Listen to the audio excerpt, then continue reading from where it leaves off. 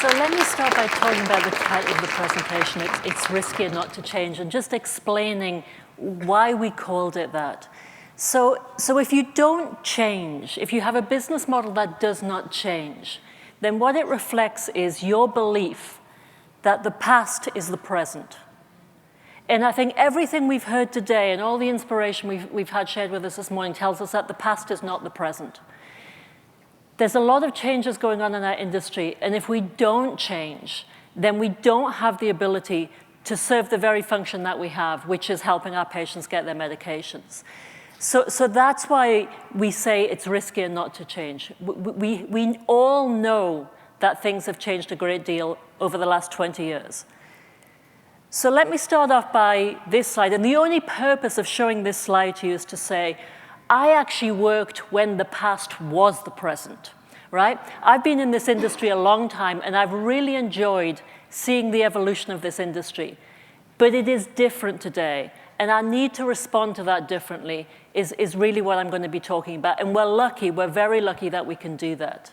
Now, I have 3 teenage kids, so I'm going to give you 2 versions of this presentation. I'm going to give you the Twitter version, and then anybody who's really hungry can just run out and get lunch. But then I'd like to spend more time giving you a little bit more background. So the Twitter version is, we have great data. You've heard that this morning. We need to use it. We need an organization that can act on it. And when we do that, we can facilitate great things for our patients. That's about as long as my kids will listen to me, so that's that version of it. But I'd like to spend a little bit more time explaining what I mean by that. And I'm not going to give you the answer today. I'm going to give you parts of the answer, and I'm going to ask you to think.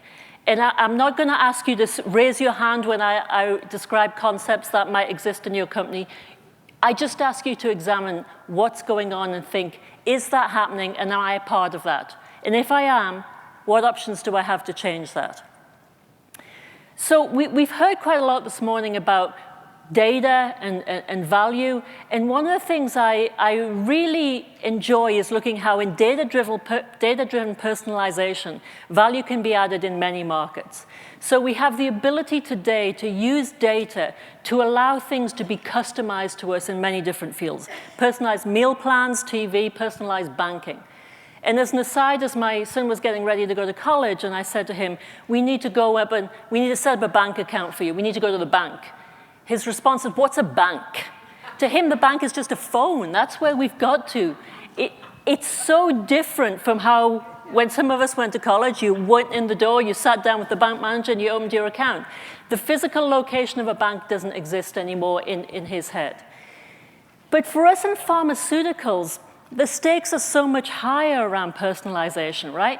If we can personalize medicines and treatments to people, then there's so much more we can achieve to that from just getting a check which has a printed visual on which you find attractive. That's great, and I enjoy that, if anybody gets checks anymore. But really, in healthcare, we can provide the opportunity for a patient to benefit much more from the treatment options. So healthcare is the very field where personalization can be useful, but we still are behind that in terms of how we're approaching that.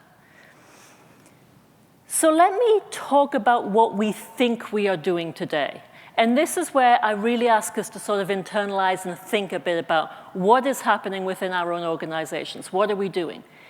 We have created fantastic organizations, and we've created them to deal with the complexity of the healthcare environment in which we operate. So I love the fact I came after the complexity talk, because we do have a very complex healthcare organization. Our response to the complexity of the United States healthcare system is to develop complex organizations to interact with that. And I would argue very much that that's what we've done. So if you look at this visual and you think about just parts of what we're experiencing, we have physicians, we have payers, we have patients, we have institutions, we have all of these actors who are involved in healthcare and getting healthcare to patients. And we have set up departments that deal with each of those, and very clear departments that can really focus on the customer. And what we do then is we go out and we understand as much as we can about those departments, or those functions, and we bring them together. So we have a complete understanding of the system in which we operate, we think. In fact, what I would argue that we're doing is exactly this. We're getting a better understanding of the payers, and we're getting a better understanding of our patients, but we're doing all of those in isolation, using separate and disaggregated data sets. So we never have the full context of what we're experiencing.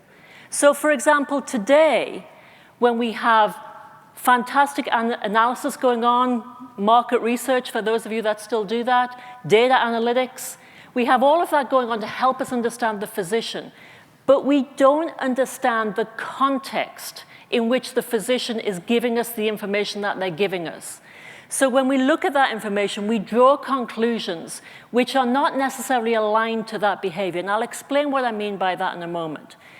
But if you take anything from this conversation this morning, this visual is the visual that, for me, becomes really impactful about the need to change how we actually do our commercialization, and to stop just dealing in separate and distinct data sets, but to get a full understanding of what's going on.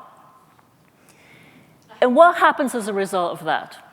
Well, as a result of that, we have different viewpoints on the world within our own organization.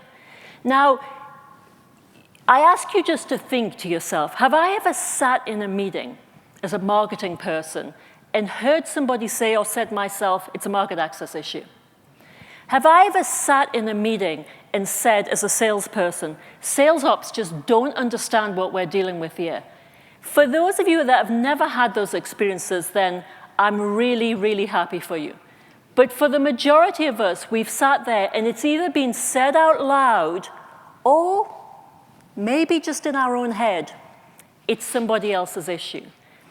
Part of that is being a human being, right? We always look at it in one particular viewpoint. But part of it is the data sets that we're using to draw those conclusions. So if you're dealing with a separate and distinct data set that gives you a conclusion, you will believe that that conclusion is right. And you won't be able to understand how somebody's giving you a different viewpoint. And these are the debates that you see. Often when we're in meetings, I'll say to people, what is the basis of your understanding that makes you believe that? And I'm not questioning it. I'm just trying to understand what is it you've known or you've seen or you have in your possession that makes you believe that that's the issue. So I can understand that and I can see if that's information I don't have. But here's where we start to think about how we can actually do something different with that. Because if we can aggregate data, and for me, a lot of this comes to having an aggregated data set that we can all work from, in a unified organization that can respond to and can act upon those data sets. We then can have a complete understanding of what the issues we're trying to deal with, which much more quickly leads us to what the solutions might be. So I'll give you an example of that. For each of these different areas in which we operate, we really, in the industry, do a very good job of analytics. I really do believe that. I do believe we have very good and very strong analytic people within our organizations. Well, what does that mean? If you take the top there, in the payer marketplace, we can really segment. Everybody's probably familiar with payer segmentation studies. We can segment, we can understand which payers are the most likely to cover in the early stages of a launch our new product. And we can know that. We also can do some really good HCP segmentation studies. And again, you've all sat in rooms where we've had the segmentation studies that show us that Happy Harry's more likely to use than Sad Susie. And all of these really good analytics that allow us to understand who is the right physician. The blue physicians will be the ones that are most likely to prescribe our product. And then finally, we have the label. The label of our product dictates what patients can use our drug. And then we can see within behavioral aspects of that, who are the patients within that label who are most likely to be able to benefit and engage with our treatment. So we know all of that, but we know of all of it in isolation. So think about then how we communicate that on. We say, for example, to our representatives, you need to find physicians, you need to find blue physicians. You need to find the blue physicians because they're the ones that are most likely to use our new product. And our representatives operate within a CRM system that has no color in it. They have no ability to go in and find the blue physician. So what do we do then? Well, we say to them, here's a profiling tool, right? Here's a profiling tool where you can ask a lot of questions to see what color your physician's t-shirt is. And if it's blue, then great. But that's not what our reps are supposed to do, and that's not what our physicians necessarily want to respond to. So we have all of that great analytics, but we can't take it into action of being able to use our resources more effectively to connect patients to drugs that will benefit them. So if you look at the example on the left-hand side of that, then what you'll see is, again, it all starts from the patient, because everything we do starts from the patient. But if we have those 3 eligible patients there, and what we find is, because we can connect all the data, those 3 patients are being treated by a physician who simply isn't educated about how to use the class of drugs that would help these patients. Then there's the answer. That's the block in those patients getting that drug. And we know all of this because we can connect all of the data from the patient to the physician, to the patient's payer, to the IDN that's governing the physician. And we can know where the block is to understand, for those 3 patients, what would it take to allow them to get into a conversation with a physician that will be effective for them. The physician's the decision maker in combination with the patient as to who gets the drug. But we want to facilitate conversations that can have a good and real outcome when that conversation takes place. So in that case, the answer is sending somebody in to talk to the physician. In the other case, we find 2 eligible patients, and again, we can find them in the data sets. We look at who's treating them, and we can see the physician treating them, the physicians getting referrals from and to other physicians. We can know all of that networking stuff. But what we see for those 2 patients is that they do not have payer coverage to get the drug that we think may benefit them. So the solution for those 2 patients is for somebody to have a conversation with a payer that allows us to develop a realistic and rational contract that allows patients in that eligibility group to get access. You can send a representative to talk into that physician 50 times a year. You can send them every week. It doesn't matter. They have no ability to unlock for those patients what is necessary in order to get patients access. These are very simplistic things that I'm showing you in a very complex data set. But they're real examples of where we target our resources when we do everything through integrated data set and effective resourcing that deals with the problem that's being faced for the patient. And again, this is all about the patient, remember. All we're trying to do is unlock whatever barrier in the stack that is preventing that patient from actually getting a treatment that will benefit them. So then what you end up with here is to say, okay, when we do those right things, when we can identify the patients who are eligible and appropriate and would benefit from treatment, we have ways of engaging with those patients that allows us to invite them to have conversations with healthcare providers. We can do that through digital means. We can do it through very targeted means. Everything we talked about in the beginning around personalized data and communication, we can use in a de-identified way to get to patient populations that will be relevant. So we can do all of that today. None of it violates HIPAA. We don't know who individuals are. We don't know their names are. We just know characteristics of populations that they may benefit from a conversation with a physician. Because part of this is even about patients knowing that there's an option for treatment that they can explore. At the physician level, we can identify and educate appropriate physicians who have eligible covered patients. We have a really important resource at our disposal within the healthcare industry. We have the pharmaceutical representative. We train them, we hire them, we educate them, we pay them to do a job of educating physicians to be able to understand the treatment options that they can have for patients. And if we can't send those resources in to somewhere where there's a likelihood of a positive outcome from a conversation, we are failing those people. If we are sending them into situations where no matter how good they are, they could not be successful, we are failing those people. We have the ability today to ensure that when they go in and have those conversations, there's a positive outcome that is possible if they have the right conversations, and we can do that today. And then at the payer level, we can pinpoint and we contract with either IDNs or the individualized payers for the patients, talking about the relevant patient populations and where those populations are. And we've talked this morning about partnering. if we can get into these situations with payers where we can have a partnership discussion because we both agree on the objectives of the patient population that we want to use the drug in and how that drug can be used because we have the data to support that, then we are mutually pursuing the same objective rather than sitting across the table arm wrestling and throwing out numbers of rebates that we think might actually persuade them to do something. If we take it all from the patient data level, that allows us to understand what patients this payer is sitting with and how those patients can be treated. And we have the resources to talk to the patients of those payers, and the payer themselves has the ability to engage directly with patient populations to assist them in that way. So I would argue that when we have a single centralized integrated data set, connected data set, right? It's not just we have this piece of data and we have this piece of data. I never allow any piece of data into my organization that cannot be connected to another piece of data. Otherwise, it's just something that's sitting out there.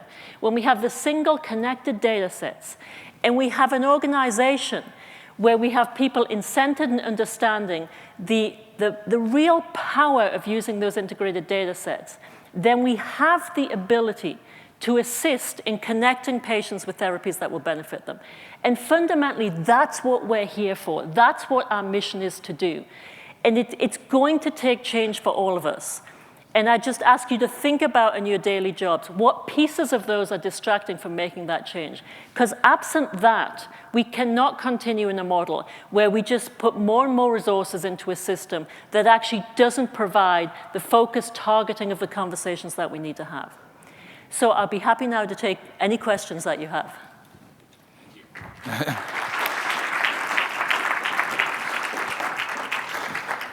Gillian, join me on the chair for a second, if that's all right with you. Let's have we're just about to go in for lunch. How did you figure this all out? Because you, of course, came from a big pharma background, as you explained. So, and very much I kind of feel like your description, as we've said on the phone a couple of times, is the future of what our companies could look like. So how did you make that leap from where you are now? What was the sort of key insight that you had? And then I suppose you could sort of continue answering that question by sort of saying, well, what would you suggest is the first thing that a traditional pharma company does do in order to get closer to that? So it's interesting, data's always been something that I've been hugely interested in. But the interesting thing about the data sets that we see, especially the patient data sets, is that you can look at those lines of data, and we do, and we have to aggregate them and do whatever we need to do with them. But the one thing we have to remember is each line of data is actually a human being, right? And people talk about patient journeys, but patient journeys are averages, right? And the average has no value. Every individual has a journey that they go through. And when we started looking at that, I found a lot of them just completely tragic in terms of what people had to go through before they got connected with a therapy that would benefit them. And that, to me, really mattered. And when I was looking at the data, it was like, what is it in that journey that we can intervene on and connect that patient at a better period of time? So actually, the emotional piece of it was just looking at these human being stories and saying, I actually don't want those things to be happening to me, to family members, or to any of you or anybody that we don't know. I don't want that to be what's happening. The second part of your question, which is what can a pharma company do? Over 10 years, we've been building up different abilities to manage data and integrate data. And I think that the biggest thing that's important to us is a centralized integrated data set. Because again, you can do a lot of organizational culture things. And one of the things that I find fascinating about commercial models, as we've talked over 20 years, is you can't keep doing the same. But you also can't do the same thing and just call it something different, right? I mean, we've all sat in sort of new commercial model things. It's like, okay, so we'll now call our reps DFLs, and that'll all make things better. We just keep doing that to ourselves. And there has to be a fundamental shift in how we think about that. And the shift has to come from integrated data. I really believe that. And when you say integrated data, there are obviously many different data sets. We've got patient-generated data, we've got clinical data, we've got medical data, we've got discovery data. Are you talking about somehow bringing all of those pieces together? So for today, we are very focused on just bringing together patient, payer, physician, IDN data.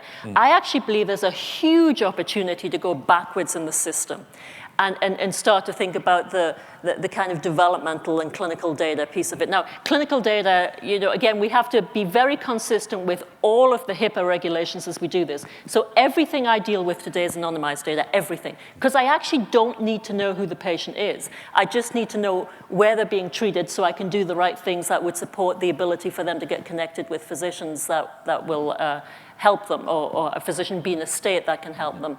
But I think over the long run, yeah, you could definitely go backwards into developmental data as well.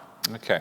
And then, of course, how do we do it is the next question, the first one at the top. How do you ensure semantic data normalization across all your patient data sets? I don't know if you need to translate there what that means, but... Yeah, so whoever asked that question, I can't answer it on the stage right now, right? So, but the very high-level answer, yes, it is a lot of work, right? But the reality is, what's your option is how I think about it. We actually, when you think about my organization, we invest much more in the data piece of it than we do in the operational piece of it at the moment, because the operational piece of it is kind of easy when you know what to do. So we probably have a very different organizational structure to anything that you've seen, because a lot of our work goes into the analytics and the AI and the assistance in really helping people understand what's the thing that I can do next that will add value. Okay. I would just do one quick one before we break for lunch. Who are your customers and what are they buying access to data? Maybe this helps explain a little bit who Alyvant are. Yeah, so that's a really great question. So, and I really should have clarified that, but I didn't want to make this an Alyvant presentation. Alyvant is a commercial pharma organization. We actually run our own commercialization. We partner with companies where we co-promote their products, but we don't sell data, we don't sell analytics. Why do we do that? Because it's actually just not about the analytics. It's about how you use the analytics. And you have to have everything lining up: incentives, organizational structure, interactions between different groups. If I was just to sell on some of our understanding, it would go into an organization that would just do the same things with it as they're doing with the data today. So we run as a pharmaceutical commercial organization. Fantastic. Well, my advice is to listen very carefully to every word Gillian just said, and listen back to that talk, because I personally believe you're at the cutting edge of our industry, and many of the things that you're saying is going to be, well, maybe not mainstream, but certainly common language coming to us. So thank you so much for sharing with us today. Thank we really you. appreciate it. Thank you. Thank you so much.